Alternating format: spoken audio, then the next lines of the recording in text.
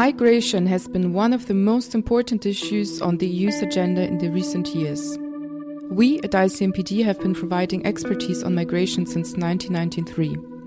But it is just now that for the first time we are witnessing an inflow of more than 1 million people per week crossing the borders to the EU. My name is Elisabeth Minkow, ICMPD Communications Officer, and today we will be talking about Ukraine and the so-called Temporary Protection Directive.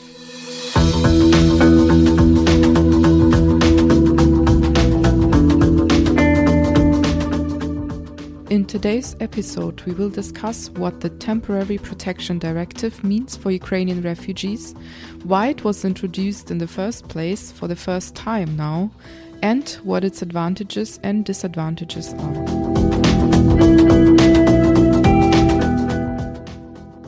In the studio here with me is an absolute top expert in the field of migration, asylum in the European and international development context. Senior Policy Advisor at ICMPD, Martin Wagner. Thank you for your time today. Thanks for having me. Martin, as we speak, close to 4 million Ukrainian residents have left the country, and most of them moved west towards the EU. The EU has then rapidly introduced the Temporary Protection Directive, in short TPD. Now, for our listeners, can you please summarize what this directive stands for, who is covered by it, and why there was a necessity to introduce it in the first place? Probably I give a bit of a context here. The Temporary Protection Directive is one of several EU legal acts that together form the so-called Common European Asylum System. Mm-hmm. And the EU and its member states decided in 1999 in the Temporary Council conclusion to build a unified protection area within the EU where member states should apply common or minimum standards when receiving people who flee from their countries of origin. So we have here a number of EU legal acts. We have the quite known Dublin regulation and Eurodac regulation that say which EU country is responsible to receive and to conduct asylum procedures for applicants.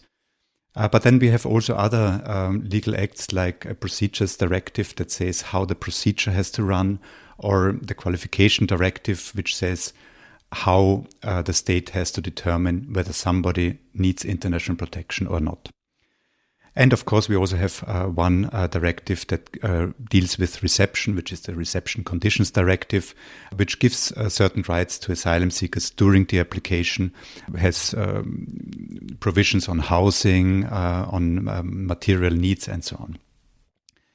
Now, when the CS was initiated in 1999, EU countries just had experienced enormous number of people fleeing from the, at that time, war in former Yugoslavia. Mm-hmm. When the war broke out in the early 1990s, many Bosnians and later on also people from Kosovo fled these wars and sought protection in neighboring EU countries. And during that time, countries like Austria, Germany, Sweden, but also other EU countries saw that their, at that time, national asylum procedures were not apt for receiving so many people in short time. And there were mainly two reasons. I think this issue that we have usually in asylum is that you have an individual asylum procedure, and this does not really work with big number of people coming at once, which overburdens completely the asylum systems as such. The second point at that time was also that we have EU countries applied to the so-called Geneva Refugee Convention that gives them an orientation. It's the first most dominant international legal act, and all countries apply to this. And this defines a refugee as somebody who has a well-founded fear of persecution for reasons of race, religion, nationality, political opinion, or membership to a particular social group. Mm-hmm. And countries determine whether this applies or not in an individual procedure. Right. And this does not work if many people at once come, because they all flee, and there's actually not this individual persecution element so dominant, but there is this random shelling of places, and people simply leave a war situation. So having these impressions freshly in mind from this former Yugoslavia, member states, probably not surprisingly, saw a certain necessity to develop an instrument that could provide the immediate protection to people who come. And this was the Temporary Protection Directive, and it was adopted in 2001. And actually it was the first directive that was adopted under the Common European Asylum System. Now, with this temporary protection, we have basically three types of protection within the European Union. One is refugee protection, then we have subsidiary protection, and we have now the temporary protection in case of mass influx. What does a Temporary Protection Directive say? In principle, it has a special way to trigger it. It needs a proposal by the Commission, or this can be also by the member states. But the Commission formulates then a proposal and forwards it to the Council, and the Council then must adopt it by qualified majority. This happened in the situation that we have now on 3rd March, where the Council adopted by actually unanimously this directive.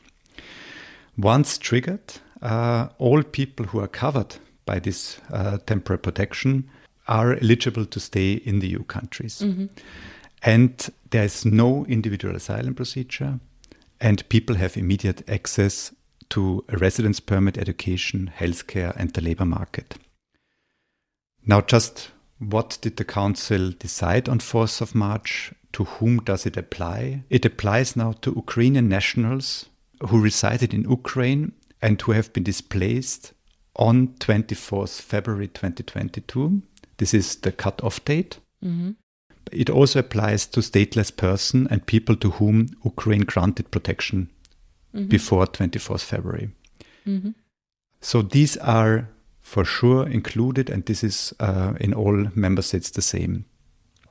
And then there are still some other people where the Council left it up to the member states how they want to deal with it. And these are, for example, Ukrainians who already resided in a new country before, meaning like they, for example, were in Austria or in Belgium as students, have a residence permit for 1 year.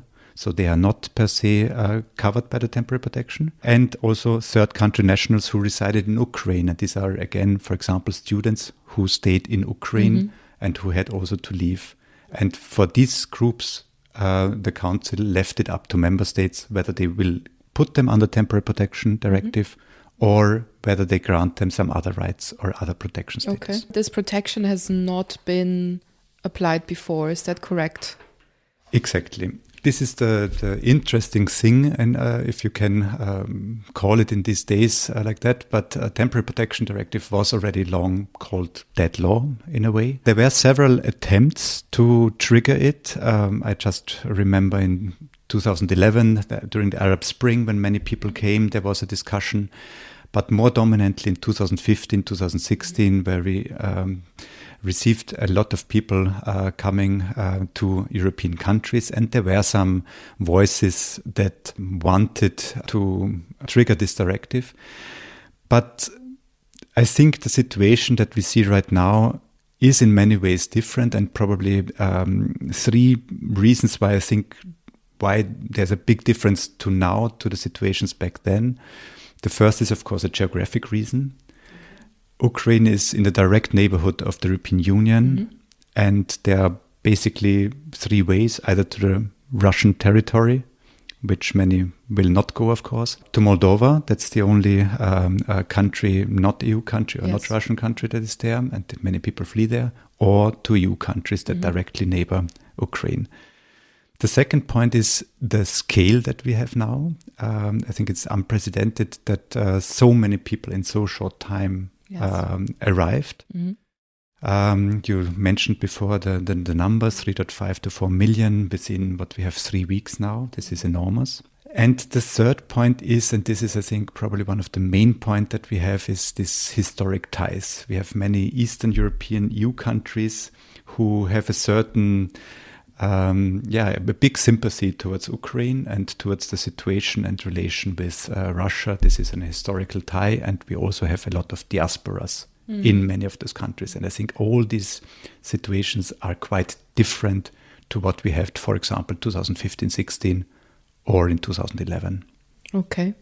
From a very practical perspective, what are the advantages now for beneficiaries of this Temporary Protection Directive, and what are the maybe disadvantages that come with it? It's a long discussion that started now also with the triggering of this directive, but I would probably mention 4 advantages and 4 main disadvantages that I see at the moment. I think this EU-wide uniform approach, this is of course a big advantage. Just imagine, would the EU not have triggered it, then each EU country would have either applied the normal individual procedures, which would not work in Poland with close to 2 million soon. So each country would have anyways done something temporary, something immediate, which would have been a bit different than the usual asylum system. Yeah. So, and then we would have different standards in EU countries. So I think this is an enormous advantage that we know, okay, for these people it applies. And there are also certain other rules that come with temporary protection where we don't have any differences among EU countries. And to this point also, I think it's a very strong signal also by EU countries to step up together to meet these challenges. The second point is evident. I mentioned it already. Less bureaucracy. You don't have an asylum procedure that lasts a few months, partly longer. But you have, with one decision, basically say that those and those people have a legal status. Ukrainians and those covered by temporary protection do not have to be afraid about their status. So this is already something good one. The immediate access to services is also a positive thing. If you under normal asylum procedure and you're an asylum seeker, you only are granted access to several services, for example, also the labor market after some time. You don't have this immediately. Yeah. So in principle, people can directly build their new lives. This is a positive thing. And the fourth one, which is a bit surprising, what I think many did not expect, is that there is a kind of free choice element that we have right now. So Ukrainians or those covered by temporary protection actually can pick or choose their country of destination within the European Union. So they can go to either to stay directly in Poland or move on to other countries, which is completely not in line with the usual asylum system that we have, where one country shall be responsible. And can they also move around during the time of temporary protection? Exactly. So there are two different ways. Immediately, Ukrainians all, if they have biometric passports, they can, within 90 days, visa-free travel. This is a big difference also to other refugee situations that we have. But also when they once registered, within this council implementing decision of the Temporary Protection Directive, they also said that they will not return people when they moved on, so they have to newly register and then they can stay in the next country. Yeah, so even after registration they can move on. The positive thing, and this is something that was advocated by refugee scholars already quite some time, is with this they can also follow opportunities and, more importantly, networks that they have. And we know that there is a broad Ukrainian diaspora in many countries. And they can follow them, and they can also be very instrumental and helpful to the further integration path. Yeah? So this is, I think, a positive thing. But I would also say that there are quite some disadvantages, and again, probably 4 disadvantages I want to mention. You asked before whether it was triggered so far, and my response was not. It was not triggered. So we are a bit in an experimental phase here right now. And to have experiments during a time when we would need to rely on well-established procedures is, of course, a risk. Then there is a second point. This framing as temporary is also something that might be difficult for people who arrived from Ukraine, as they think, okay, this is just a temporary thing, and they don't start with their integration already or think of courses or whatever. But it might be also difficult, for example, for employers or for the labor market in general. Right. Will employers invest in someone whom they know, okay, they will only stay 1 year? And speaking of the length, how long can they stay basically under this Temporary Protection Directive? At the moment it is for 1 year, so they are now until for March 2023. But it is also, it can be prolonged then for another 6 months, up to 3 years, as it is written in the Temporary Protection Directive. And this is then, of course, also what I wanted to say with this temporarity. What happens then after this date and 1 day? Yeah? So we need to also think already ahead what could happen, because we know, for example, from the examples that I mentioned before, from the Bosnian War, people stayed afterwards. They moved into permanent residence permits, and some also naturalized. Probably one more time back to the disadvantages. Probably I mentioned still two. The solidarity aspect is something that is inherent in the Temporary Protection Directive, but was not too much talked. And when I speak about solidarity, I mean Poland has now an incredible many people whom they host right now. How can we distribute people to other countries? How can we provide financial support to Poland? How can other countries support Poland in this? And this is this solidarity aspect is still not very concrete. And my last point on disadvantage, probably I would also like to mention, with temporary protection, we single out a specific group that arrives right now from Ukraine. But at the same time, we also receive still people from other refugee situations, Afghanistan, Syria. We have quite many refugee situations still, and we might, or at the moment, the whole attention goes towards Ukraine, and this might be also a problem. Mm-hmm. There is already some criticism there, I guess, or maybe even some open questions by how the Temporary Protection Directive is used or interpreted in different countries of the EU. So in a nutshell, do countries know what to do now, or what is up to them to decide really? So this is what I mentioned before with this experiment. So I think everybody thought before this triggering that the directive would be the biggest difficulty in order to have this necessary majority vote in the council. But this was very fast, we saw now. But now it is up to member states to translate this into national provisions, national procedures, processes. In principle, what I said before, who is covered, there are these two types. There is a minimum that has to be covered, as I said before, Ukrainians who were before 24 February in their country and moved afterwards. And also people who received international protection. So this you see already in all countries, this is reflected. But then with these additional groups that I mentioned, for example, foreign students who stayed in Ukraine before, or people who from Ukraine who stayed before in the EU already, with a valid residence permit. So here we see differences in member states. Some are more open and say for all foreigners who are from Ukraine, and some are more stick to this minimum requirements of the implementing decision. Here are member states at the moment developing their legal frameworks. Some already did it. Some already have a bylaw or adopted a law. But we see already quite a difficulty. I just give one example. If a student from Ukraine, started here in Austria, has a residence permit for 1 year still, and of course received money from their parents, probably from Ukraine. So they are, for example, might not be covered by temporary protection, but they might not get any longer support from their families because their business probably does not work anymore. Mm-hmm. So they are here without support, without money, and they are not yet they cannot yet apply for temporary protection or register for temporary protection until their residence permit ends. Exactly. So this is one of the gaps that we already see, but there are many similar situations that we have. It seems like this is the applying different sort of criteria in different countries also opens up some loopholes. Yes, this can be, but there is yet not so much information out there to really understand, and you have to really read the legal provisions quite in detail to understand where the differences are. Right.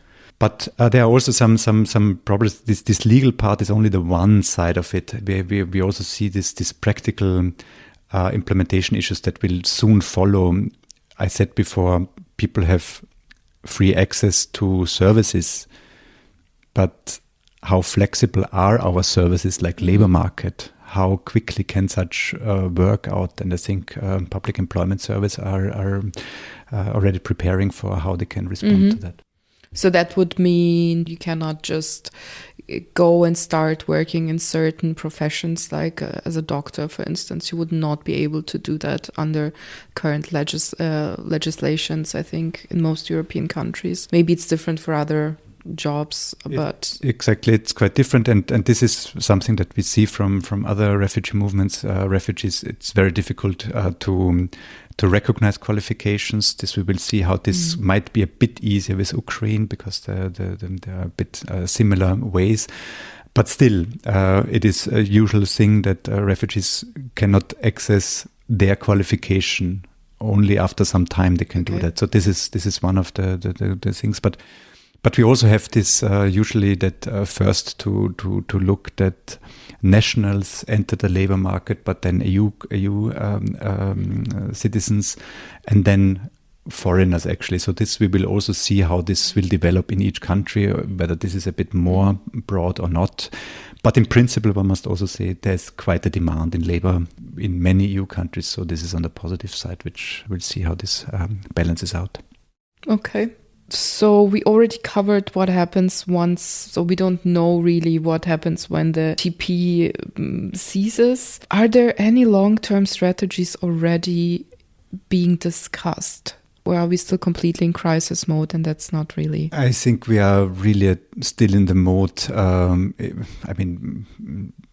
What I saw so far from countries where most people so far arrived from Ukraine was that we have quite a backlog with registrations, which means that our national systems are yet not apt to receive them, because when I said there's no bureaucracy with the temporary protection, this is of course not true. A certain bureaucracy must be there. You need to register that you fall under temporary protection in order to enjoy the rights that come with it. And this is with registration, so people need to show their passport, will be most likely also fingerprinted in most countries, and then will also need to have a registration card, which also then shows that they have a legal right to stay, and so on and so forth. So we are actually in this mode at the moment. I think we don't think yet too much about long-term strategies, but I think we soon need to, and I give you right here that we soon need to think about that. What are the current plans, or what is the EU currently doing on which levels to further the process of TPD, but also beyond for Ukrainians and Ukrainian refugees? Yeah, I think on various levels at the moment. They develop guidelines. For example, the European Commission has come out with guidelines on how to interpret this implementing decision of the Council, but they also gave some operational guidance on how to deal with people arriving. So there's quite a lot going on. There's also quite a detailed webpage at the European Commission webpage, which shows really a Q&A to various points that are at the moment mostly asked by member states, and they publish this, and this is, I think, quite a good tool also. There's also a group that is established among EU member states, chaired by the Commission, that would support any questions, and also the solidarity that I spoke before, how to foster it more among EU countries. But of course, we have also EU agencies like the European Union Asylum Agency that is also stepping up to provide support and guidance on initial reception that we have, and they are also already deployed in many countries. And of course, UNHCR is also in the countries providing also from their side support. So yes, there is, but probably to mostly single out this support that is currently being given by civil society, by privateers who offer places in their homes. So there's quite an effort on all levels, I would say. Thank you very much. Now, Martin, while it's still premature probably, but do you think that the EU for the first time, especially after all the ruptures that were and the discussions that were there in the refugee situation from 2015 and 16, is this now a breakthrough moment? Can the EU be proud to have adopted this TPD so quickly and unanimously? Well, I think yes. In this case, I think the European Union can be proud that this decision was so fastly taken to really respond to an immediate need. Whether this is a breakthrough, I would be much more cautious. I think I told already before that there are quite some differences to other refugee situations, also with the perception among population of politicians and so on. So I'm quite skeptical that this really will be a breakthrough. And we also see it already in several statements that say, okay, Ukrainians are the refugees, whereas the other ones are not so really refugees, which is of course not true. Refugees are those who fulfill the definition and those who need to receive protection because they are persecuted or they're fleeing a war. So there's the international refugee law does not distinguish between people. So all who fulfill the definition, all who are in need of international protection shall be covered and shall be received. Yeah. So I think I'm afraid that this Ukrainian situation is quite exceptional for many reasons I mentioned already, so I would not see this as a breakthrough. But I nevertheless also believe that we see now quite a lot of initiatives, also instruments and tools to be able to provide the protection to people from Ukraine that come now up. And these tools, I think they will remain, and we will be able to draw back to them in one or the other way. And I think there are also quite some experiences that we might see also with regard to this free choice, or the possibility that refugees can be mobile within the EU is also something that we can probably learn of, whether this has not also some sense, for example, if they have relatives in one or the other countries or networks that could help them. So I think not a breakthrough on asylum and related issues within the EU. I think this will remain skeptical, and we will have many discussions again, and we're already starting to have them. But in general, to learn from the tools, I think this should be. But we will also see that in the times to come. We are just at the beginning. Excellent. Thank you so much for today's talk. I think we covered all the most important issues, and our listeners have gotten a really good overview now of what the TPD is and what its issues are, and how it can help resolve the current situation. We can only hope that it will not be necessary to continue for the directive to be in place for much longer. We do wish for peace after all, and I should finally mention that ICMPD has a long-standing cooperation with Ukraine, and we have just opened a regional office there in 2021 in Kiev. So to all of our colleagues, friends and families, we are with you and we support you as much as we can.